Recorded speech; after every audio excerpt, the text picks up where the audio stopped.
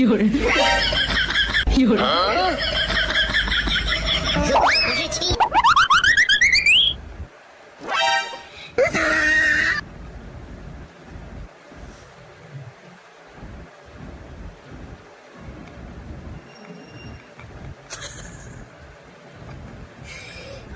ఈ ఎమోజీని నేను పెట్టినంతసేపు చూస్తే మీకు నవ్వడు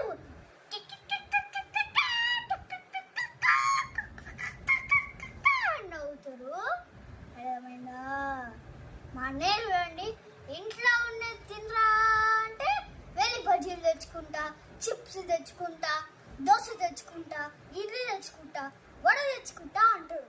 ఏం చెప్పాలి మీరు చెప్పండి? అయిపోయింది కదా, చూడండి నేనే ఇది గోరెంట పెట్టుకున్నా.